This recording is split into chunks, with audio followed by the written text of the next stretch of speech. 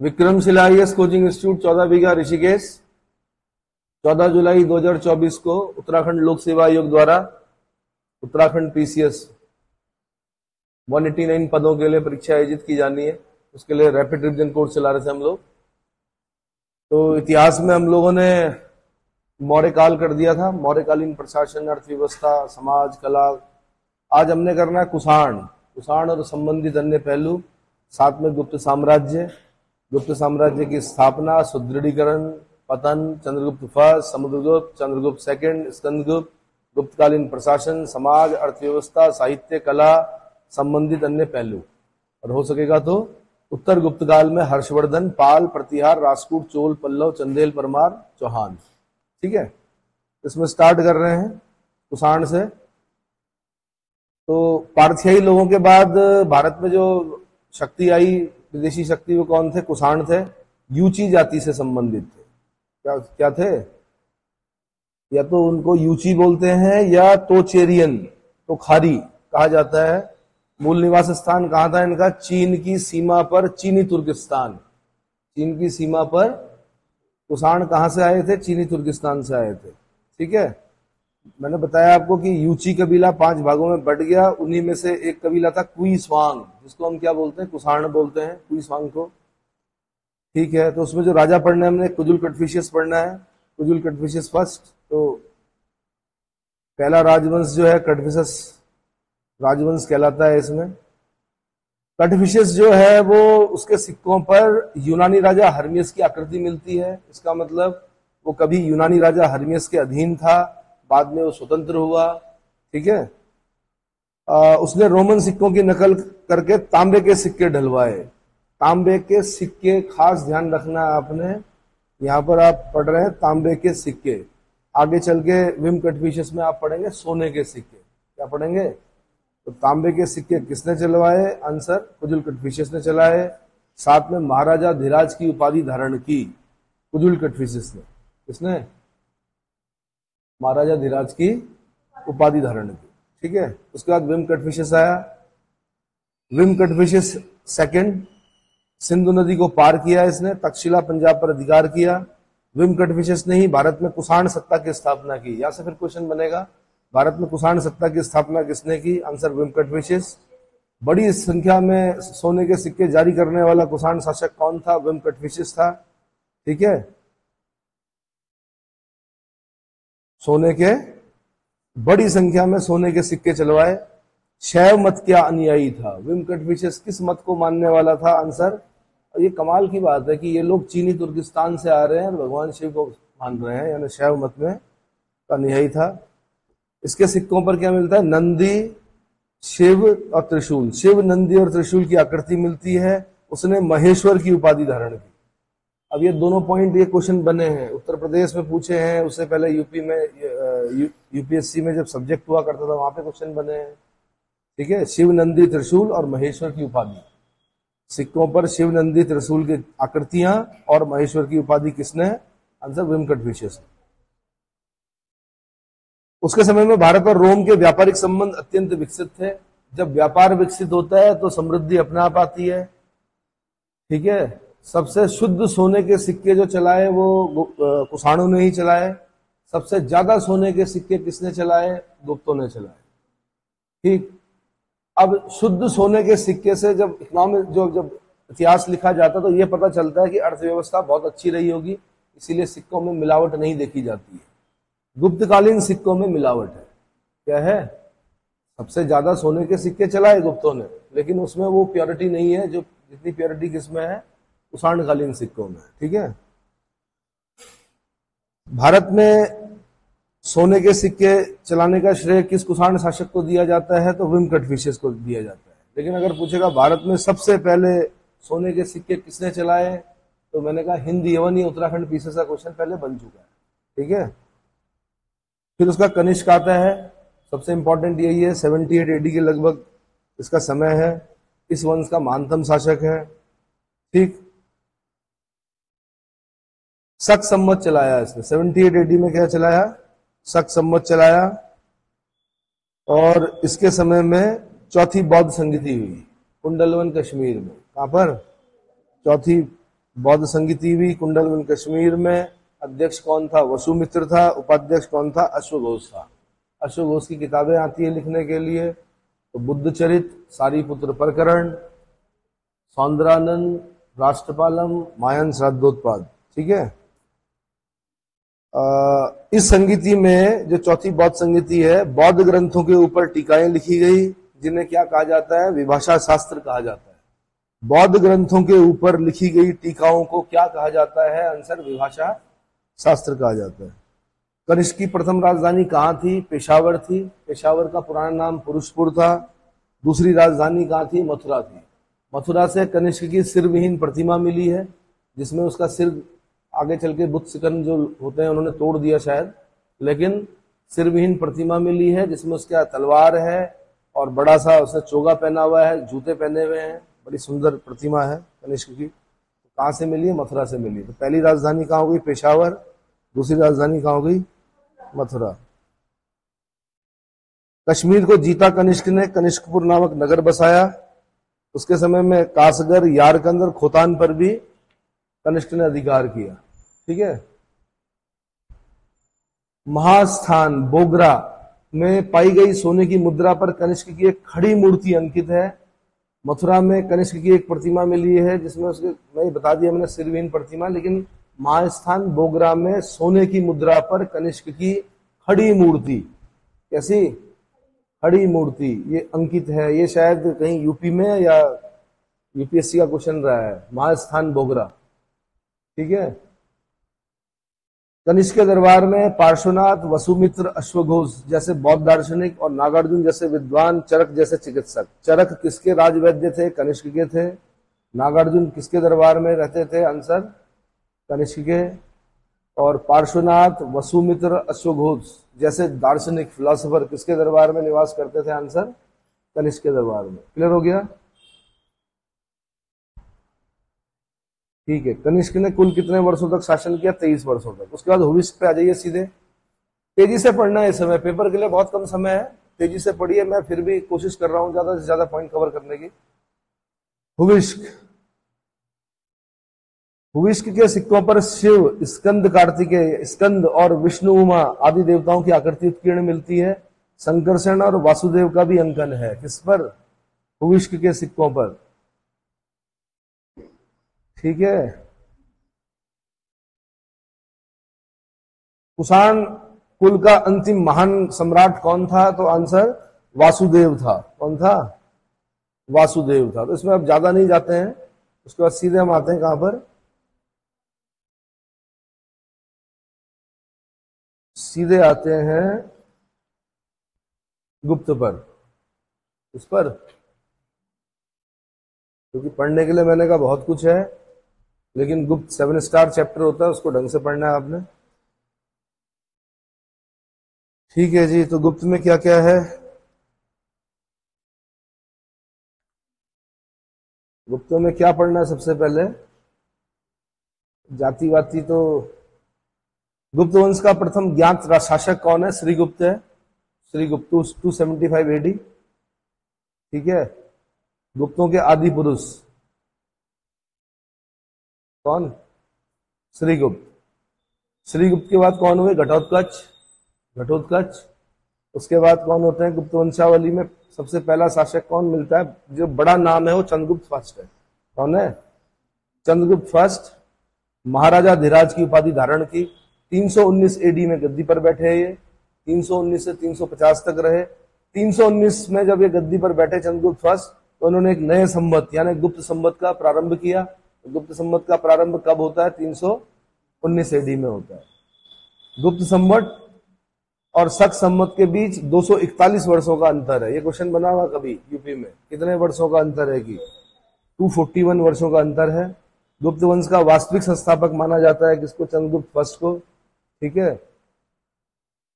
Chandragupta first ने लिच्छवी राजकुमारी कुमार देवी के साथ विवाह किया। आगे चल के पढ़ते हैं आप। समुद्रगुप्त जब अपने लिए लिच्छवी दोहित्र बोलता है, लिच्छवी दरअसल बहुत बड़ी जाति मानी जाती थी उस समय, क्योंकि महात्मा बुद्ध जो थे वो एक तरह से लिच्छवियों में से थे। तो लिच्छवी माँ का पुत्र हूं, लिच्छवी दोहित्र हूं, कौन कहता है? समुद्रगुप्त बोलता है। अब वो लिच्छवी माँ कौन है उसकी? कुमार देवी, क्योंकि चंद्रगुप्त फर्स्ट और कुमार देवी का बेटा है कौन? समुद्रगुप्त। ठीक है, गुप्त वंश में ही सबसे पहले चंद्रगुप्त फर्स्ट ने चांदी की मुद्राओं का प्रचलन करवाया। तो चांदी की मुद्राओं का प्रचलन किसने करवाया? आंसर चंद्रगुप्त फर्स्ट ने करवाया। उसके बाद समुद्रगुप्त आता है 350 से 375। ठीक, ये बड़ा इंपॉर्टेंट है भाई। हरिसेन की प्रयाग प्रशस्ति, हरिसेन की प्रयाग प्रशस्ति। इलाहाबाद प्रयागराज में एक अशोक का स्तंभ है, उस पर अशोक का अभिलेख है। उसके बाद उस पर कारुवकी का अभिलेख है। उसके बाद हरिसेन ने चंपू शैली में अपने राजा समुद्रगुप्त की 100 विजयों का उल्लेख कर रखा है। बाद में उसमें थोड़ा बहुत जहांगीर ने भी लिखा है। ठीक है, तो जो हरिसेन ने लिखा है उसको प्रयाग प्रशस्ति बोलते हैं। कहां पर है? प्रयागराज में है। ठीक, तो हरिसेन की प्रयाग प्रशस्ति में समुद्रगुप्त की 100 विजयों का उल्लेख है। समुद्रगुप्त के जो अभियान है उसने सबसे पहले आर्यावर्त, उत्तर में आर्यावर्त के 9 शासकों को पराजित किया। जो पराजित राजा थे उसमें जो इंपॉर्टेंट थे वो थे अच्युत, नागसेन और गणपति नाग। अच्युत, नागसेन और गणपति नाग। उसके बाद उसने दक्षिण के 12 शासकों को पराजित किया। ठीक है, ग्रहण मोक्षानुग्रह की नीति अपनाई। ग्रहण मोक्षानुग्रह मतलब, ग्रहण मतलब शत्रु पर अधिकार किया, मोक्ष मतलब शत्रु को मुक्त किया, अनुग्रह मतलब राज्य को लौटाकर शत्रु पर दया कर दी।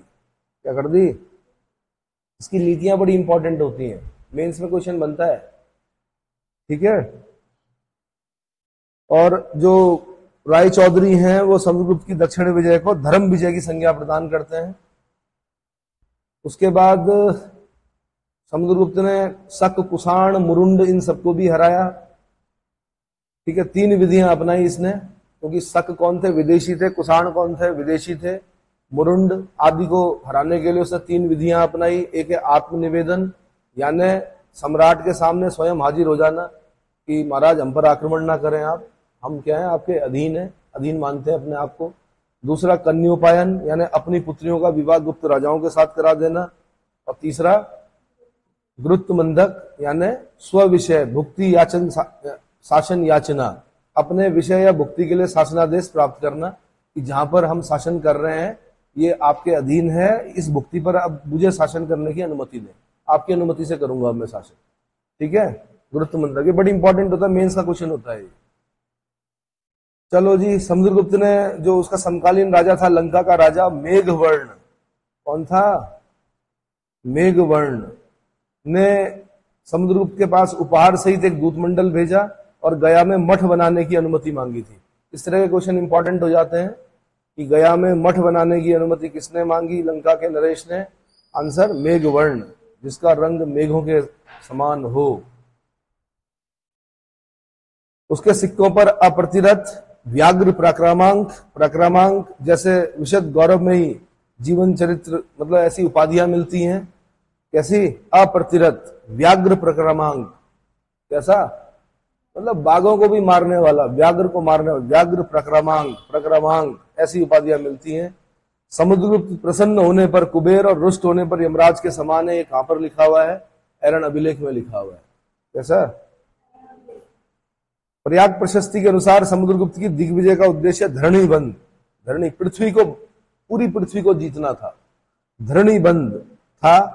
उसने उसकी उत्तरी भारत में अपनाई गई नीति को प्रसबोधरण और दक्षिण में अपनाई गई नीति को ग्रहण मोक्षानुग्रह, दक्षिण में अपनाई गई नीति को क्या बोलते हैं? ये सब क्वेश्चन बने हुए हैं। प्रसबोधरण, उत्तर में जो नीति अपनाई उसने अपने शत्रुओं के साथ, उसको बोलते हैं प्रसबोधरण नीति। और जो दक्षिण में अपनाई नीति उसको बोलते हैं ग्रहण मोक्षानुग्रह। एक अंग्रेज है विंसेंट स्मिथ, विद्वान है, लिखते हैं कि समुद्रगुप्त भारत का नेपोलियन है। नेपोलियन के साथ वैसे तुलना नहीं करनी चाहिए समुद्रगुप्त की। समुद्रगुप्त ने 100 लड़ाइयां लड़ी, 100 की 100 जीती। नेपोलियन ने भी लड़ाइयां लड़ी, नेपोलियन बहुत बाद का है। नेपोलियन ने लड़ाइयां लड़ी लेकिन वो वाटरलू के फील्ड में हार गया। एक पराजित की तुलना एक विजेता के साथ नहीं करनी चाहिए। ठीक है, और चलो अगर क्वेश्चन आ गया, बोलेगा कि समुद्रगुप्त को भारत का नेपोलियन किसने कहा है? आंसर विंसेंट स्मिथ ने कहा है। अच्छा जी, वीणा बजाते थे कौन? समुद्रगुप्त। वीणा, औरंगजेब भी अच्छा वीणा वादक था। समुद्रगुप्त भी अच्छे वीणावादक थे, ठीक है। समुद्रगुप्त विजेता के साथ साथ कवि थे, संगीतज्ञ थे, विद्या का संरक्षक था। सिक्कों पर वीणा बजाते हुए चित्रित किया गया है, कविराज की उपाधि प्रदान की गई है। वीणा वादन प्रकार सिक्के बोलते हैं। पूछेगा वीणा वादन प्रकार सिक्के किसके हैं? आंसर समुद्रगुप्त के हैं। किसके हैं? मैंने साथ में बताया, भले ही औरंगजेब ने संगीत का विरोध किया हो, क्योंकि इस्लाम में निषिद्ध है संगीत, नाचना गाना, ये सब गाना बजाना, ठीक है, भले ही वो किया हो, लेकिन स्वयं अच्छा वीणा वादक था। कौन? औरंगजेब, ठीक है। क्वेश्चन बना हुआ है। दो बड़े कंट्रोवर्शियल क्वेश्चन, मतलब ऐसे क्वेश्चन आते हैं जिसपे आप जल्दी से विश्वास नहीं करेंगे। एक, अच्छा वीणा वादक था, और सबसे ज्यादा हिंदू मनसबदार किसके समय थे? औरंगजेब के समय। भले ही उसकी नीतियां हिंदू विरोधी थी, लेकिन सबसे ज्यादा हिंदू मनसबदार किसके समय थे? औरंगजेब के समय में। ठीक है जी। जो इलाहाबाद का स्तंभ लेख है, प्रयाग स्तंभ लेख जिसको बोलते हैं, उसमें समुद्रगुप्त को क्या कहा गया है? धर्म प्रचार बंधु कहा गया है। क्या कहा गया है? समुद्रगुप्त का महान बौद्ध भिक्षु वसुबंधु ने, महान बौद्ध भिक्षु वसुबंधु को क्या किया? संरक्षण दिया। क्या किया? वसुबंधु को संरक्षण दिया। उसके बाद चंद्रगुप्त सेकंड, चंद्रगुप्त विक्रमादित्य भी नहीं कहा जाता है। ध्यान रखना, चंद्रगुप्त मौर्य अलग है, वो मौर्य में पढ़ा हमने। यहाँ पे हमने चंद्रगुप्त फर्स्ट पढ़ा, जो 319 एडी में गुप्त संवत चला रहे हैं, और अब हम पढ़ रहे हैं चंद्रगुप्त सेकंड यानी विक्रमादित्य। 14 विक्रमादित्य हुए इतिहास में। कितने? चंद्रगुप्त, मैंने कहा 14 विक्रमादित्य हैं, उनमें से एक विक्रमादित्य ही है। कौन? ठीक है। वैसे कहा जाता है कि समुद्रगुप्त और चंद्रगुप्त विक्रमादित्य के बीच में एक नाम मिलता है, रामगुप्त। तो विशाख दत्त की एक किताब है देवी चंद्रगुप्ताम। विशाख दत्त ने मुद्रा राक्षस भी लिखी गुप्त काल में, विशाख दत्त ने देवी चंद्रगुप्ताम भी लिखी। उसमें एक नाटक है, उसमें बता रखा है कि एक रामगुप्त नामक शासक हुआ, कलंक है ये गुप्त साम्राज्य पर। इसने क्या किया कि अपनी पत्नी शक शासक को सौंप दी, इस डर से कि कहीं ये मेरे पे आक्रमण ना करे, ठीक है। तो चंद्रगुप्त विक्रमादित्य छोटा था, रामगुप्त से छोटा भाई था। चंद्रगुप्त विक्रमादित्य को अच्छा नहीं लगा, उसने स्त्री का वेश धारण किया, शक खेमे में घुसा और उसकी हत्या कर दी। किसकी? शक शासक की। अपनी भाभी को छुड़ाकर लाया, फिर अपने भाई की भी हत्या की और अपनी भाभी के साथ विवाह कर दिया, ठीक है। तो इसलिए चंद्रगुप्त विक्रमादित्य की 2 पत्नियां पढ़ते हैं हम।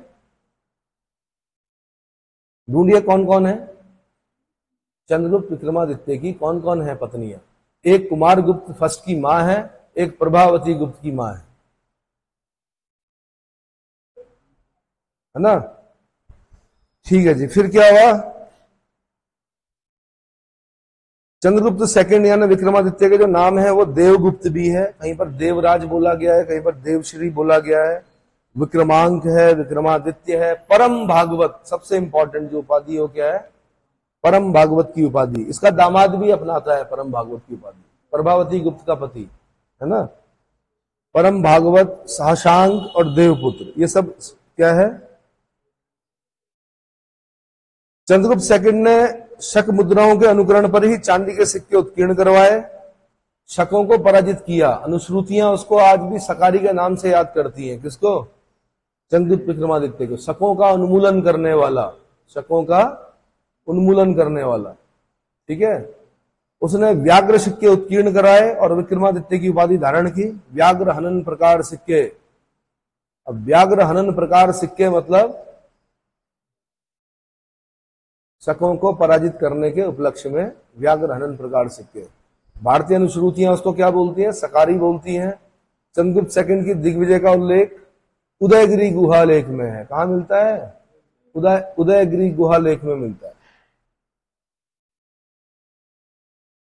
चंद्रगुप्त सेकंड के समय में पाटलिपुत्र और उज्जैनी विद्या के प्रमुख केंद्र थे। उज्जैनी दूसरी राजधानी थी।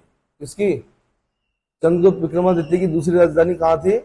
उज्जैनी। कहां थी भाई? उज्जैनी। 9 नवरत्न थे चंद्रगुप्त विक्रमादित्य के दरबार में, उनमें से कालिदास थे। कालिदास आपको पता है, महान विद्वान। उत्तराखंड में तो ये बोला जाता कि उनका जन्म स्थल कहाँ है? कबीलठा, रुद्रप्रयाग डिस्ट्रिक्ट में माना जाता है, ठीक है। काली मठ में उन्होंने अपनी क्या दी? जीभ चढ़ाई थी, जीभ काटी थी ना, किसने? कालिदास जी ने। तब माँ काली के दर्शन हुए, तब विद्वान बने कि वो। आप लोग मत काट देना, ठीक है। उस समय आस्था थी, इस समय क्या है, क्या बोलते हैं, किस पे लगाते हैं आप लोग फोन पे, क्या होता है वो, स्टेटस। हाँ हाँ। तो कालिदास हुए, कालिदास के 3 नाटक है, अभिज्ञान शाकुंतलम है, विक्रम उर्वशीयम है, और मालविकाग्नि मित्र है। बाकी अन्य किताबें भी हैं, रघुवंश है, ऋतुसंहार है ना, और क्या है, अभिज्ञान शाकुंतलम में नाटक में बोल चुका हूं, अब मैं काव्य में पूछ रहा हूं क्या क्या है। रघुवंश है, ऋतुसंहार है, और क्या है, कुमार संभव है, कुमार कार्तिकेय की जन्म का वर्णन कुमार संभव में है। हाँ जी, मेघदूत है, यक्ष यक्षिणी की कथा का वर्णन है मेघदूत में। उसके बाद दूसरे जो रत्न है वो धन्वंतरी हैं, धन्वंतरी उनके चिकित्सक हैं। जैसे कुषाण शासक कनिष्क के चिकित्सक कौन थे, चरक, वैसे ही ये चंद्रगुप्त विक्रमादित्य के चिकित्सक कौन है, धन्वंतरी, ठीक है। फिर उसका छपणक है, अमर सिंह है, शंकु है, बेताल भट्ट है, घटकर पर है, वारामिहिर है, और वररुचि। ये सारे विद्वान लोग 9 रत्नों में से क्या हैं, सबकी अपनी अपनी विशेषताएं हैं। फाइयान, चीनी यात्री फाइयान किसके समय में आया, चंद्रगुप्त विक्रमादित्य के समय में आया। फाइयान और वेनसांग में कंफ्यूज मत होना, ह से वेनसांग, ह से हर्षवर्धन। फाइयान जो है वो इस समय आया, वेनसांग बाद में आएगा, अभी वेनसांग हर्षवर्धन के समय आएगा, ठीक है। तो फाइयान किसके समय में आया, 399 से 414, लगभग 16 साल रहा वो यहां पर, ठीक है। अपने यात्रा वृत्तांत में मध्य प्रदेश को ब्राह्मणों का देश कहा उसने, क्या कहा, मध्य प्रदेश को ब्राह्मणों का देश कहा। अभी मध्य प्रदेश को क्या बोलते हैं, सोया प्रदेश, कहा होता है सोयाबीन, अरे सबसे ज्यादा प्रोटीन सोयाबीन में, सोया प्रदेश किसको बोलते हैं। अब एक बार क्वेश्चन आया हमारे समय में, सोया प्रदेश, हमने सोचा जो सोते रहते हैं, बाद में पता चला सोया मतलब, बहुत पहले की बात कह रहा हूं मैं, आज की बात नहीं कर रहा हूं, आज से 20-22 साल पहले, सोया प्रदेश, ठीक है। तो पूरा ही लिख देते सोयाबीन वाला प्रदेश कौन सा है। चलो थोड़ा सा हंसाने के लिए कहा मैंने ये। तो फाइयान बता दिया मैंने, पाटलिपुत्र से ही फाइयान ने वापसी यात्रा की, ठीक। उसके बाद कुमार गुप्त, भाई मैंने मां पूछा था, कुमार गुप्त की मां का नाम क्या है, हाँ जी, ध्रुव देवी। ध्रुव देवी किसकी पत्नी थी वैसे, रामगुप्त की पत्नी थी, रामगुप्त की पत्नी थी, तो रामगुप्त की हत्या करके फिर इसने विवाह किया, किसने, चंद्रगुप्त विक्रमादित्य ने। और प्रभावती गुप्त की मां का नाम क्या है, कुबेर नागा, कुबेर नागा की पुत्री है कौन, प्रभावती गुप्त। प्रभावती गुप्त का पति कौन है, वाकाटक नरेश, रुद्र सिंह, देखिए उसमें, ठीक, रुद्र सिंह सेकंड, ठीक है, जो कि किस किस गोत्र का है, विष्णुवृद्धि गोत्रीय ब्राह्मण है वो, है ना। चलो जी, कुमार गुप्त आते हैं। कुमार गुप्त में सबसे पहले आपने ये याद रखना है कि नालंदा विश्वविद्यालय की स्थापना किसने की, आंसर कुमार गुप्त ने की। किसने की, नालंदा विश्वविद्यालय की स्थापना किसने की, कुमार गुप्त ने की भाई। ऑक्सफोर्ड ऑफ महायान बौद्ध बोला जाता है किसको, नालंदा को। नालंदा में फिर दोबारा निर्माण कार्य कर दिया गया है, बड़ा सुंदर हो गया नालंदा, ठीक है। तो नालंदा कुमार गुप्त फर्स्ट ने बनाया। ऑक्सफोर्ड ऑफ महायान बौद्ध कहा जाता है नालंदा को, ठीक है जी। और क्या क्वेश्चन बनते हैं, मंदसौर अभिलेख, कुमार गुप्त के सुव्यवस्थित शासन का वर्णन कहां पर मिलता है, मंदसौर अभिलेख में मिलता है। मंदसौर अभिलेख की रचना किसने की, वत्स भट्टी ने की। किसने की, वत्स भट्टी ने की। इसी प्रशस्ति में भारत में विज्ञापन का सर्वप्रथम उदाहरण प्राप्त होता है। यूपीएससी टाइप क्वेश्चन कि विज्ञापन का सबसे पहला उदाहरण, विज्ञापन का सबसे पहला उदाहरण किस प्रशस्ति में मिलता है, आंसर मंदसौर अभिलेख में मिलता है। और मंदसौर अभिलेख किसने, की रचना किसने की? वत्स भट्टी ने की। ठीक है। प्रशस्ति बोलते हैं प्रशंसा में लिखे गए शब्द, तो मंदसौर अभिलेख में प्रशंसा करते हुए वत्स भट्टी ने लिखा है, तो साथ में कुछ एडवर्टाइजमेंट जैसा भी कुछ दिखता है उसमें। क्या दिखता है? विज्ञापन, है ना। तो गुप्त शासकों में सबसे ज्यादा अभिलेख किसके हैं? कुमार गुप्त के हैं। कुमार गुप्त ने अश्वमेध यज्ञ करवाया। ठीक है। बाकी नालंदा विश्वविद्यालय की स्थापना मैंने बता दी, लेकिन नालंदा विश्वविद्यालय को ध्वस्त किसने किया? नालंदा विश्वविद्यालय को ध्वस्त किसने किया? मोहम्मद गौरी के जनरल बख्तियारुद्दीन खिलजी ने किया। किसने किया? बख्तियार खिलजी या बख्तियारुद्दीन खिलजी? बख्तियार खिलजी या बख्तियारुद्दीन खिलजी। विक्रमशिला विश्वविद्यालय को भी किसने ध्वस्त किया? बख्तियार खिलजी ने किया, जो कि बंगाल अभियान पर चला था, मोहम्मद गौरी ने भेजा था उसको। ठीक है। कुमार गुप्त के शासनकाल तक गुप्तों की वंशावली मिलती है। कुमार गुप्त ने महेंद्रादित्य, श्री महेंद्र और अश्वमेध महेंद्र ये सारी उपाधियां धारण की थी। उसके बाद स्कंद गुप्त का नाम मिलता है। स्कंद गुप्त को क्रमादित्य भी बोला जाता है। 455 से 467, डेट बहुत ज्यादा याद करने की जरूरत नहीं है। तो स्कंद गुप्त की सफलता का गुणगान कहां मिलता है? जूनागढ़ अभिलेख में मिलता है।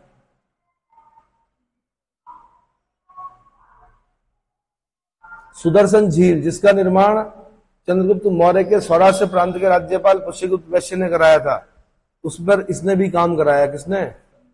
स्कंदगुप्त ने। ठीक है। मरम्मत कराई थी इसने, मतलब काम कराया था। और इस समय इसका सौराष्ट्र प्रांत का राज्यपाल कौन था? पर्णदत्त था, और उसका पुत्र चक्रपालित। उसका पुत्र कौन? ये सब यूपीपीसी से क्वेश्चन बने हुए हैं पहले। धीरे धीरे लोक सेवा आयोग उत्तराखंड का भी स्टैंडर्ड क्या हो रहा है? बढ़ रहा है। इस बार मैंने कहा कुछ चेंजेस दिखेंगे आपको पेपर में। ठीक है जी। पर्णदत्त का पुत्र चक्रपालित, और उसने झील के किनारे विष्णु मंदिर का निर्माण भी करवाया। किसके समय में? स्कंदगुप्त के समय में। कहोम इंस्क्रिप्शन, स्कंदगुप्त को कहोम स्तंभ लेख में सकरादित्य क्या कहा गया है? सकरादित्य कहा गया है। आर्य मंजूश्री मूल कल्प में देवराय कहा गया है। जूनागढ़ अभिलेख में श्री परिक्षिप्त वक्षा कहा गया है। वेनसांग लिखता है कि नालंदा संगाराम की स्थापना किसने की? सकरादित्य ने की। जबकि आपको पता है कि नालंदा विश्वविद्यालय की स्थापना किसने की? कुमारगुप्त फर्स्ट ने की। तो वेनसांग शायद गलती से लिख देता है, बट फिर भी अगर बोलेगा कि वेनसांग के अनुसार नालंदा संगाराम को बनाने वाला शासक कौन था, तो आपने आंसर देना है कौन? सकरादित्य। क्या आंसर देना है? सकरादित्य। क्लियर हो गया? ठीक है जी।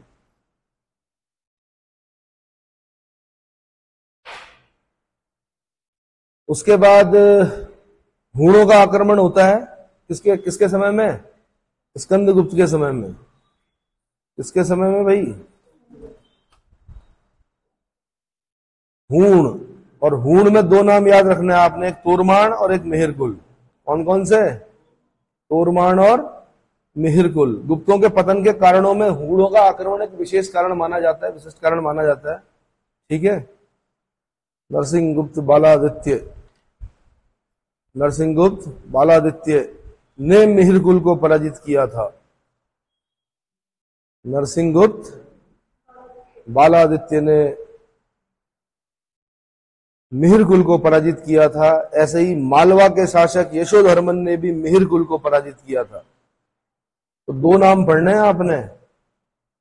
मंदसौर अभिलेख में लिखा हुआ कि मालवा के राजा यशोधर्मन ने मिहिरकुल को पराजित किया था। ठीक है। और वेनसांग कहता है कि मिहिरकुल को नरसिंहगुप्त बालादित्य ने भी पराजित किया। ये गुप्त सम्राट है। कौन? नरसिंहगुप्त बालादित्य। फिर बाद में भाई गुप्त वंश का अंतिम महान शासक अगर मैं बोलूं तो वो कौन है? कुमारगुप्त थर्ड है। कौन है? कुमारगुप्त थर्ड गुप्त वंश का अंतिम शासक है।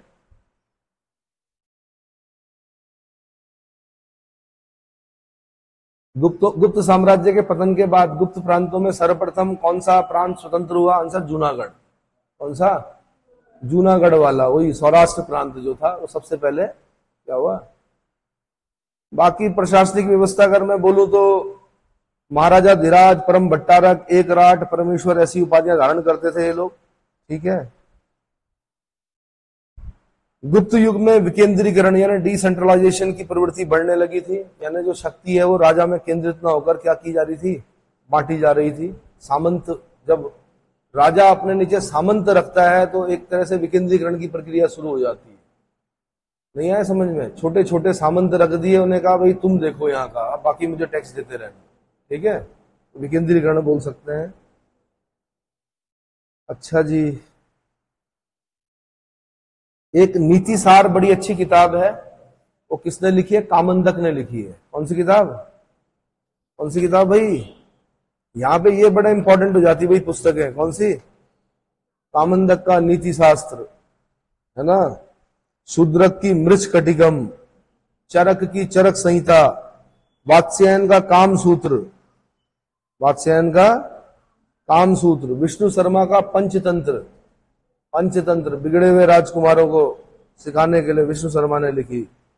ठीक है। आर्यभट्ट का ब्रह्म सिद्धांत, सूर्य सिद्धांत, आर्यभट्टीयम, आर्यभट्ट का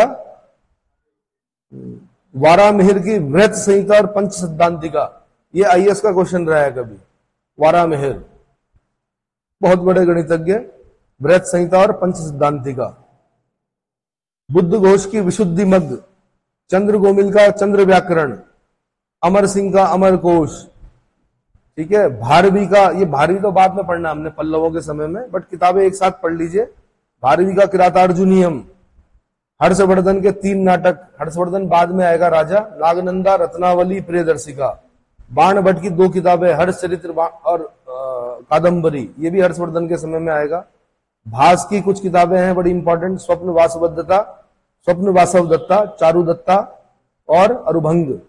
दंडिन की 2 किताबें हैं, काव्यदर्श, 10 कुमार चरित, विशाख दत्त की मुद्रा राक्षस और देवी चंद्रगुप्ताम। कालिदास का मैंने बताई दिया आपको, कौन कौन सा, मालविकाग्निमित्र, अभिज्ञान शाकुंतलम, विक्रमो उर्वशीयम, और जो ये तो नाटक है 3, और बाकी रघुवंश, कुमार संभव, मेघदूत, ऋतुसहार। ऋतुओं का वर्णन ऋतुसहार में, मेघदूत में यक्ष यक्षिणी की कथा का वर्णन, कुमार संभव में कुमार कार्तिकेय के जन्म का वर्णन, रघुवंश में इक्ष्वाकु वंश के राजाओं का उल्लेख, रघु। ठीक है। अब प्रशासनिक व्यवस्था में अगर हम देखें तो कुछ अधिकारियों के नाम पढ़ने पड़ते हैं। सेना का सेनापति जो होता था महाबलाधिकृत बोलते थे उसको। न्यायाधीश जो होता था वो महादंड नायक बोलते थे। युद्ध और शांति का जो मंत्री था, ये यूपीपीसीएस में कई बार पूछा जा चुका है, संधि विग्रहिक। हरिसेन जो था वो समुद्रगुप्त का संधि विग्रहिक भी था। हरिसेन समुद्रगुप्त का संधि विग्रहिक भी था, दरबारी कवि भी था, लेकिन संधि विग्रहिक भी था, महासंधि विग्रहिक बोलते थे उसको। ठीक है। युद्ध और शांति का मंत्री कौन था? संधि विग्रहिक। पुलिस विभाग का सर्वोच्च अधिकारी क्या कहलाता था? दंडपाशिक। कानून व्यवस्था का अधिकारी विनय स्थिति स्थापक कहलाता था। राजकोष का अधिकारी भंडागाराधिकृत कहलाता था। लेखा विभाग का सर्वोच्च अधिकारी, अकाउंट, लेखा विभाग का सर्वोच्च अधिकारी महाछपटलिक, महाछपटलिक। और युद्ध में प्राप्त और हस्तगत की गई संपत्ति का लेखा जोखा रखने वाला अधिकारी युक्त पुरुष। राजप्रासाद यानी राजमहल से संबंधित विषयों की देखरेख करने वाला अधिकारी महाप्रतिहार कहलाता था। इसमें गुप्त काल में। ठीक है भाई, तो ये पढ़ना है आपने। बाकी प्रांतीय प्रशासन है ना, राजस्व के स्रोत। तो देश का प्रशासक क्या कहलाता था? गोप्ता कहलाता था। देश का प्रशासक क्या कहलाता था? गोप्ता। एक दूसरी प्रादेशिक इकाई होती थी भुक्ति। ठीक है। भुक्ति, प्रांतों को भुक्ति कहा जाता था। इन्हें प्रदेश तथा भोग भी कहा जाता था। प्रांतीय शासकों की नियुक्ति कौन करता था? सम्राट करता था। इन्हें क्या कहा जाता था? ऊपरिक, गोप्ता, भोगपति, राजस्थानीय है ना, ये सब चीजें कहते थे। सीमांत प्रदेशों का शासक गोप्ता कहलाता था। जिलों को विषय कहा जाता था। जिले का अधिकारी विषयपति होता था। ठीक है। विषयपति की नियुक्ति कौन करता था? ऊपरिक द्वारा की जाती थी। इसके द्वारा उपरिक के द्वारा की जाती थी। तो काफी कुछ है, बाकी मैं सीधे आ रहा हूं किसमें, राजस्व के स्रोत में 1/6 था। भूमि से उत्पादन, जो उत्पन्न उत्पादन था उसका 1/6 भाग लिया जाता था कर के रूप में, टैक्स के रूप में, ठीक है। भाग जो था वो 1/6 था, यानी भूमि उपज का लगभग 1/6। भोग जो था वो राजा को प्रतिदिन दी जाने वाली भेंट थी, जिसमें फल सब्जी वगैरह सब चीजें आ जाती थी। उद्रंग जो था वो एक प्रकार का भूमि कर था। ये उत्तराखंड पीछे सवाल पहले पूछ चुके हैं कि गुप्त काल में भूमि कर क्या कहलाता था। आंसर उद्रंग। क्या कहलाता था? उद्रंग। मतलब बहुत हल्के प्रश्नों की उम्मीद मत रखना, हल्के भी होंगे तो टफ भी होंगे। ये उद्रंग दरअसल क्या है कि ये एक तरह से टफ क्वेश्चन था उस समय, क्योंकि अधिकतर बच्चों ने भाग पढ़ा हुआ था। क्या पढ़ा हुआ था? कि जी भूमि उपज का 1/6 लिया जाता था भाग। अब सबने सोचा वही होगा, लेकिन मैंने कहा भूमि कर को क्या कहा गया गुप्त काल में? उद्रंग। ऐसे ही एक प्रकार का भूमि कर और था, ऊपरी कर। कौन सा? भूमि कर, ऊपरी कर।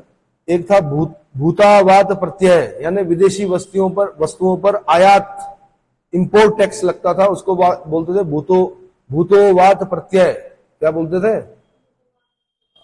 एक शुल्क लगता था जिसमें सीमा, बिक्री, वस्तुओं पर लगने वाला जो कर था उसको क्या बोलते थे? शुल्क बोलते थे। हिरण्य बोलते थे नगद को। मे बोलते थे अन्न के रूप में, जब लिया जाता था तब मे बोलते थे, और जब नगद लिया जाता तब उसको हिरण्य बोलते थे। ठीक है। भूमि संग्रह करने वाले के लिए ध्रुवाधिकरण, ये उत्तराखंड पीसेस वाले शायद पहले पूछ चुके हैं। मैं सीधे पिछले 1-2 साल की बात नहीं कर रहा हूं, मैं पहले पीसीएस से लेकर ये 6 पीसीएस जो हुए हैं वहां तक की बात कर रहा हूं। और मैं खाली प्री की बात नहीं कर रहा हूं, पहले मेंस में भी क्या होता था, एक पेपर जो था ऑब्जेक्टिव टाइप होता था, मैं वहां की भी बात कर रहा हूं कि ये क्वेश्चन पूछे जा चुके हैं लोक सेवा आयोग उत्तराखंड में। तो ध्रुवाधिकरण यानी भूमि संग्रह करने वाला क्या कहलाता था? ध्रुवाधिकरण कहलाता था। भूमि अभिलेखों को सुरक्षित रखने वाला क्या कहलाता था? माछपटलिक कहलाता था, है ना। भूमि संबंधी विवादों का निपटारा कौन करता था? न्यायाधिकरण करता था। मंदिरों और ब्राह्मणों को भूमि दान में दी जाती थी, अग्रहार कहा जाता था ऐसी भूमि को, है ना। ब्राह्मणों को भूमि दान जो मिलता था, अग्रहार, मंदिरों और ब्राह्मणों को। ठीक है जी। और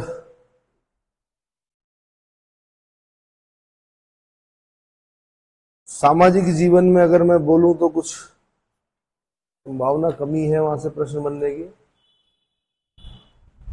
एक किताब पढ़ लीजिएगा, जिमुतवाहन की दाएं भाग। कई बार क्वेश्चन पूछता है दाएं भाग किसने लिखी? जिमुतवाहन ने लिखी। एक बार पूछता है मिताक्षरा किसने।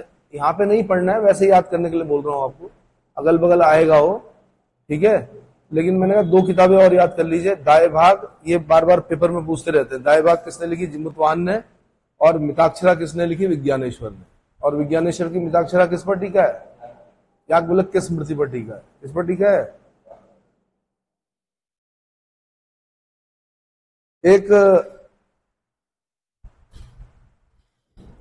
कितने 18 अश्वमेध यज्ञ करने वाला एक राजा हुआ। एक बार क्वेश्चन पूछा कि 18 अश्वमेध यज्ञ किस, क्योंकि ये सब अश्वमेध यज्ञ कर रहे हैं, कोई 2 कर रहा, कोई 4 कर रहा, लेकिन एक बार क्वेश्चन में 18 अश्वमेध यज्ञ किसने किए? तो मयूर शर्मन ने किए। किसने किए? वो कदम्ब राजा था और उनकी राजधानी बनवासी थी। कहां थी? बनवासी। कदम्ब राजा मयूर शर्मन, 18 अश्वमेध यज्ञ।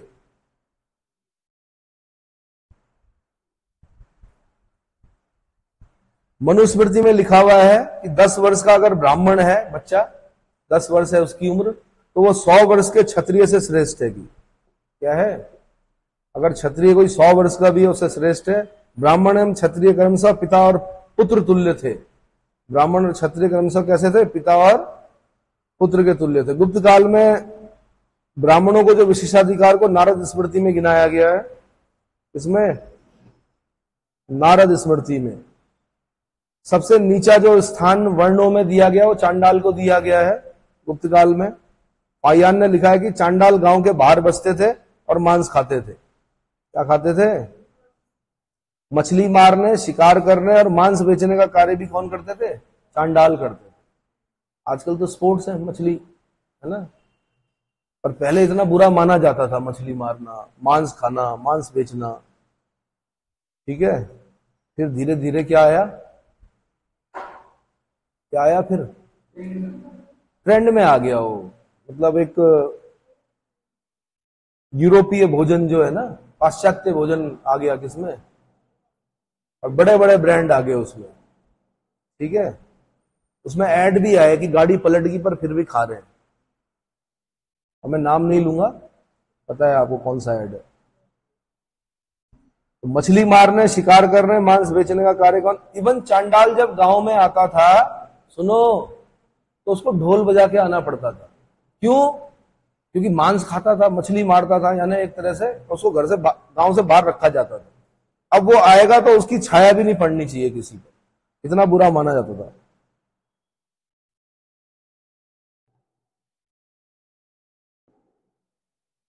अच्छा जी, फिर उसके बाद अगर मैं बोलूं, मार्कंडेय पुराण है, उसमें लिखा हुआ कि दान देना, यज्ञ करना शूद्र का कर्तव्य बताया गया है। दान देना और यज्ञ करना शूद्र का कर्तव्य कहां पर बताया गया? मार्कंडेय पुराण में बताया गया। इसमें महाभारत के अनुशासन पर्व में शूद्रों को राजा का नाशक बताया गया है। वैश्य वर्ण के कर्म कृषि और व्यवसाय थे। गुप्त काल में उन्हें वणिक, श्रेष्ठी और सार्थवा भी कहा गया है। क्या कहा गया है? एक बड़ा इंपॉर्टेंट क्वेश्चन आता है भाई, गुप्तकालीन अभिलेखों में कायस्थ जाति का उल्लेख मिलता है। क्या मिलता है? यहां से क्वेश्चन बना है, कायस्थ का एक जाति के रूप में उल्लेख कहां पर मिलता है? ओशनस स्मृति में मिलता है। कहां पर मिलता है? ओसनम लिखा होता है कहीं पर, ओशनस स्मृति है वैसे। ओशनस स्मृति में कायस्थ का एक जाति के रूप में उल्लेख मिला है। ये आईएएस का क्वेश्चन रहा है। और फिर मैं अगर बोलूं, प्रथम उल्लेख कहां पर, कायस्थों का प्रथम उल्लेख कहां पर मिला, किसने किया है? याज्ञवल्क्य ने किया है। किसने किया है? याज्ञवल्क्य ने किया है। तो लेखा जोखा करना, भाई पहले कर्मचारी थे ये, लेखा जोखा करते थे, बाद में क्या हो गए? जाति बन गए। क्या बन गए?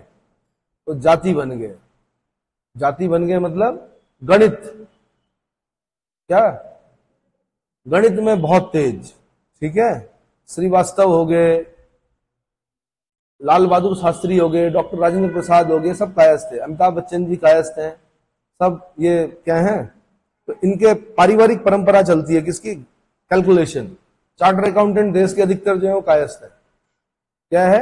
कैलकुलेशन, ठीक है, परंपरा में। चलो जी, उसके बाद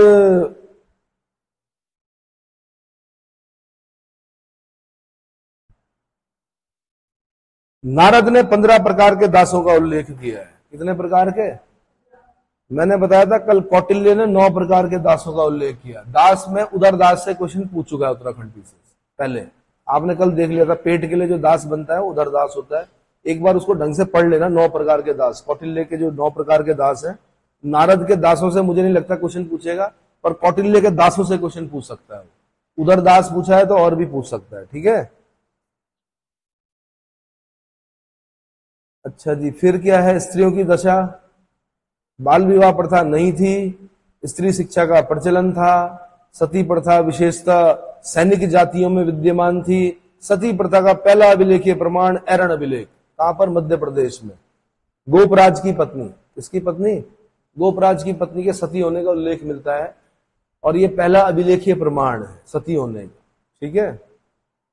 याज्ञवल्क्य स्मृति में स्त्रियों के संपत्ति संबंधी अधिकारों के विषय में कुछ बातें लिखी गई हैं। किसमें? याज्ञवल्क्य स्मृति में।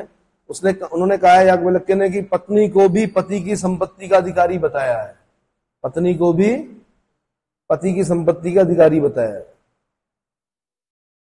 एक क्वेश्चन स्त्री धन से पूछता है, स्त्री धन क्या होता है? स्त्री धन जो बालिका अपने मायके से लेकर आती है, गहने वहने, सोना चांदी जो भी होगा, वो स्त्री धन होता है। और उस पर किसका अधिकार होता है? उस पर पुत्री का अधिकार होता है। किसका अधिकार होता है? स्त्री धन पर किसका अधिकार होता है? पुत्री का अधिकार होता है। समझ में आ गया? खास ध्यान रखें, भाभी को ना मिल जाए, इसको मिलना चाहिए पुत्री को।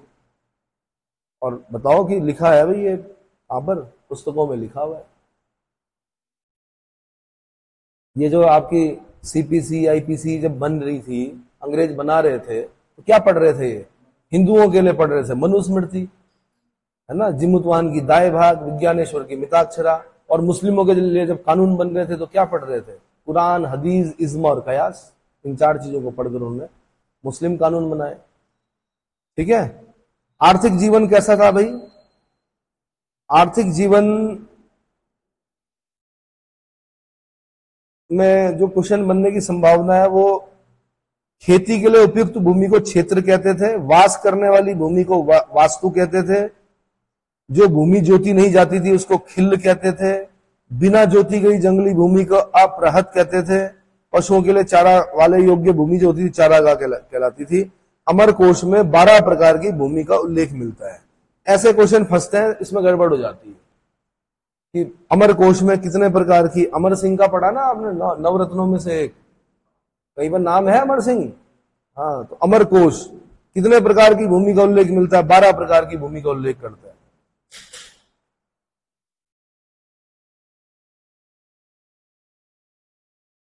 ठीक है भाई। श्रेणियां जो थी बैंकों का भी कार्य करती थी, वहां से क्वेश्चन बना हुआ है। एक कभी ये क्वेश्चन आईएएस का क्वेश्चन रहा है, मंदसौर अभिलेख में लिखा है कि रेशम बुनकरों की श्रेणी ने एक भव्य सूर्य मंदिर का निर्माण करवाया। रेशम बुनकरों की श्रेणी ने एक भव्य सुंदर सूर्य मंदिर का निर्माण कराया। ये कहां पर लिखा हुआ है? ये मंदसौर अभिलेख में लिखा हुआ है। कहां पर लिखा हुआ? मंदसौर अभिलेख में। और इंदौर जो था वहां तैलियों की श्रेणी थी। विदिशा जो था हाथी दांत के कारीगर थे। उज्जैनी जो था वो अनाज के व्यापारी थे। नासिक में बुनकर थे बहुत अच्छे। अरे वही जैसे नहीं बोलते हम आगरा का पेठा, मथुरा के पेड़े बोलते हैं, तो उस जमाने में हाथी दांत का सबसे अच्छा काम कहां होता था? विदिशा में। ठीक है। अनाज व्यापारी जो सबसे ज्यादा अच्छे थे, बड़े व्यापारी, वो कहां थे? उज्जैनी में। उज्जैनी में इसलिए क्योंकि उत्तरापथ और दक्षिणापथ, मतलब जो उस जमाने के नेशनल हाईवे थे वो मिलते थे वहां पर। कहां पर? उज्जैनी से होकर जाते थे। इसलिए व्यापार वाणिज्य की दृष्टि से अनाज व्यापारियों ने अपना डेरा बिठाया वहां पर। ठीक है। बुनकर जो थे वो नासिक के बुनकर बड़े प्रसिद्ध थे। कहां के? नासिक। रेशम बुनकर पट्टवाय श्रेणी, ये मंदसौर के थे। क्या? तंतुवाय और पट्टवाय, इन 2 उल्लेख मिलता है। तंतुवाय मतलब धागा बनाने वाले, पट्टवाय मतलब कपड़ा बनाने वाले। आज भी बोलते हैं पट्टा, दुपट्टा, 2 जगह से जो क्या उड़ा जाए, दुपट्टा। तो पट्टवाय श्रेणी रेशम बुनकरों की, कहां? मंदसौर में। ठीक है। आटा पीसने वाले जो थे वो कहां थे? मथुरा में। कहां पर? मथुरा में। और गंधिक, कौसाम्बी, गंधिक, जैसे अभी पढ़ते हैं आप, कन्नौज इत्र के लिए प्रसिद्ध है। आज भी इत्र बनता है वहां पर। कहां पर? कन्नौज में। और ये परफ्यूम कुछ नहीं है इत्र के सामने। इत्र फ्रेंडली है, इको फ्रेंडली है। और जो आपका डिओड्रेंट है वो सीएफसी छोड़ता है। डीओ जो यूज करते हैं आप, वो क्या करता है? क्लोरोफ्लोरोकार्बन होता है उसमें।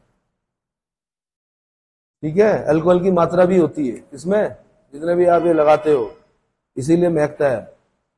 बाकी इत्र लगाओ, 10 बार कपड़े धोएंगे तब भी नहीं निकलेगा जो अच्छा इत्र होता है कन्नौज का। अब वैसे तो बालक लोग हो आप, मेहनत करो। आप लोगों का तो जो सेंट है वो पसीना है। क्या है? पसीना भाव। पूग से क्वेश्चन बनाया है भाई। कहां से? पूग से क्वेश्चन बना है, श्रेणी से क्वेश्चन बना है, निगम से बना है। मैंने अपनी आंखों से देखे हैं। क्या होता है कि विभिन्न जातियों के व्यापारियों का समूह क्या कहलाता था? ऐसे ही बनता है क्वेश्चन। आंसर पूग। विभिन्न जातियों के व्यापारियों का समूह क्या कहलाता था? पूग। एक ही जाति के व्यापारियों का समूह क्या कहलाता था? श्रेणी। और एक ही नगर के निवासियों का समूह क्या कहलाता था? निगम। आज भी होता है। आज भी व्यापार सभा भवन होते हैं शहरों में। आज भी अपने अपने वो बनाए हुए होते हैं। बर्तन बेचने वालों का एक अलग क्या होगा? श्रेणी होगी। कपड़ा बेचने वालों की अलग श्रेणी होगी। और क्या होता है? मसाले बेचने वालों की अलग श्रेणी होगी। अब जब हॉटपॉट सबको मिला देंगे तो तब क्या बनेगा? वो पूग बनेगा। क्या बनेगा? तो परंपरा तब भी थी, वो आज भी चलती। एकता के लिए होता है कि भाई एक दूसरे के काम आना, है ना।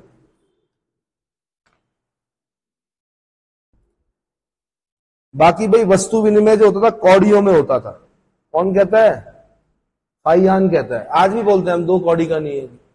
कौड़ी मतलब, अरे पैसा नहीं होता था, अभी समुद्र में मिलती कौड़ियां। कौड़ियां तो जो सामान्य लेन देन होता था वो कौड़ियों में होता था। किसमें होता था? कौड़ियों में। वस्तु की अदला बदली कौड़ियों में होती थी। कौन कहता है? फाइयान कहता है। बाकी तो सिक्के भी चलते थे। चांदी के सिक्के चला रहा है चंद्रगुप्त सेकंड, चंद्रगुप्त फर्स्ट। स्वर्ण सिक्के भी चल रहे हैं। राजस्थान एक जगह पड़ती बयाना, सबसे बड़ा गुप्तकालीन सिक्कों का ढेर कहां से मिला है? बयाना से। ये यूपीएससी का क्वेश्चन रहा है कभी कि सबसे बड़ा जो ढेर मिला है सिक्कों का वो कहां से मिला है? बयाना, राजस्थान, भरतपुर के आसपास। ठीक है। और बयाना का प्राचीन नाम क्या था? बाणपुर था। 16 ढेर मिले हैं यहां से। कितने? 16 ढेर मिले हैं। अब कई तो लोग गायब कर गए होंगे ना, किसी को अगर मिल गया होगा तो कौन बता रहा है किसी को? वो तो जब पता चल जाता है, सरकार के पास जाता है, तब सरकार बोलती भी है कि जमीन के नीचे जो भी मिल रहा है धन वो किसका है? सरकार का है। अगर आपको मिल जाए तो आपने सरकार के पास जाना है, जमा कराना है, क्योंकि वो इतिहास है। अब आप उसको गला के गहने बना लोगे तो इतिहास खत्म। आपने वो दे दिया सरकार को, सरकार 10% देती है आपको, शायद क्या देती है उसकी कीमत का, और आपको तो 100% चाहिए, तो गड़बड़ है, इतिहास खत्म हो जाएगा। कैसे लिखेंगे इतिहास? यूपीएससी वालों ने एक बार खाली इतना ही पूछा कि सिक्कों का अध्ययन क्या कहलाता है? क्या कहलाता है? न्यूमिस्मेटिक, है ना? अच्छा जी, और क्या है इसमें? भृगुकच्छ, पश्चिमी बंदरगाह जो था वो भृगुकच्छ भड़ौच था। पश्चिमी देशों के साथ समुद्री व्यापार होता था। ताम्रलिप्ति जो था वो पूर्वी बंदरगाह था। बंगाल की तरफ ताम्रलिप्ति था, गुजरात की तरफ कौन था? भृगुकच्छ। मैंने बोला भी आपको, भड़ौच। इसको बेरी गाजा भी नाम, यूनानियों ने जो नाम लिखा, क्या लिखा है? बेरी गाजा लिखा है। ठीक है, ठीक है भाई। और इसमें वास्तुकला, अगर गुप्तकालीन वास्तुकला नहीं पढ़ी तो कुछ नहीं पढ़ा। अगर हमने शिव मंदिर नहीं पढ़ा, भूमरा का, तिगवा का विष्णु मंदिर, देवगढ़ का दशावतार मंदिर, सबसे पहला विमान जो बना मंदिर, पहले फ्लैट होते थे, मंदिरों की छत फ्लैट होती थी, उसके ऊपर जो विमान बना वो पहला कौन सा? देवगढ़ का दशावतार मंदिर।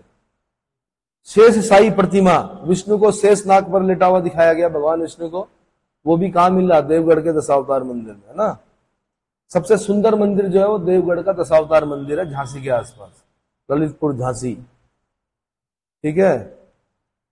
सिरपुर का लक्ष्मण मंदिर ईंटों से निर्मित है। उदयगिरी का विष्णु मंदिर, भीतरी गांव कानपुर में ईंटों से बना मंदिर मिला है।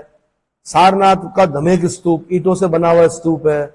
नालंदा का बौद्ध विहार, नागोद का खो, मध्य प्रदेश में पड़ता है नागोद खो, यहाँ का शिव मंदिर, ये सब गुप्तकालीन मंदिर है। इनको नेट पे अगर हो सके तो, अब तो टाइम नहीं है पर फिर भी देखेंगे, अपना पता चल जाएगा कितने सुंदर मंदिर थे ये। और ये 1500 साल हो गए, अभी भी सही है। क्या है? और पता नहीं कितने तो आक्रमण हुए होंगे, कितने तो तोड़ ताड़ के कर दिए होंगे बराबर। एक समस्या ये भी तो रही, एक प्रजाति ऐसी आई जिसने तोड़े सारे मंदिर। ठीक है। तो क्लासिकल एज कहा जाता है भाई गुप्तकाल को, स्वर्ण युग कहा जाता है। इसलिए नहीं कहा जाता कि सबसे ज्यादा सोने के सिक्के जारी किए, इसलिए कहा जाता है कि हर क्षेत्र में उन्नति हुई इसमें, साहित्य में, कला में, है ना? बड़े बड़े विद्वान हुए, बड़ी बड़ी क्या हुई? रचनाएं हुई, सब चीजें अच्छी थी। तो गुप्त काल में ही मंदिर निर्माण कला का जन्म हुआ। देवगढ़ का दशावतार मंदिर, वैष्णव मंदिर, भारतीय मंदिर निर्माण के शिखर निर्माण का पहला उदाहरण है। ठीक है। तो अजंता की गुफाएं भाई, गुफा नंबर 16, 17, 19। मरणासन राजकुमारी का चित्र कहां? गुफा नंबर 16 में। माता शिशु का चित्र कहां? गुफा नंबर 17 में। माता शिशु, ये आईएएस के क्वेश्चन रहे हैं। आईएएस में तो ये भी पूछेगा कि अजंता की गुफाएं जो रॉक में काटकर बनाई गई है, और रॉक कौन सी है? समझ में आ रहा है? हाँ, कौन सी है मतलब धारवाड़ क्रम की चट्टान है कि कारवाड़ क्रम की चट्टान है कि कुड़प्पा है कि क्या है, ऐसा पूछेगा यूपीएससी। ठीक है। अजंता की गुफाएं, बाघ की गुफाएं, भाजा, दक्कन में।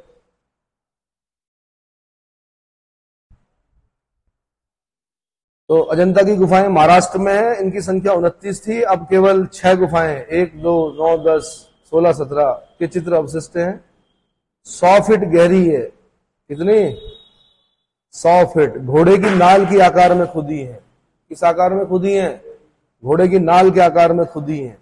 ऐसे देख के भी नहीं पता चलेगा, जब आप अंदर जाओगे तब आपकी समझ में आएगा कि 1500 साल पहले हमारे पूर्वज कैसे रहे होंगे, क्या किया होगा उन्होंने, है ना। मूर्ति कला गजब की रही, साहित्य अपने चरम पर रहा। ठीक है, इस प्रकार इसको क्या कर रहा हूं मैं, यहां पर विराम दे रहा हूं। अगले उसमें मैं बताऊंगा आपको क्या, उत्तर गुप्त काल, हर्षवर्धन, पाल, प्रतिहार, राष्ट्रकूट, चोल, पल्लव, चंदेल, परमार।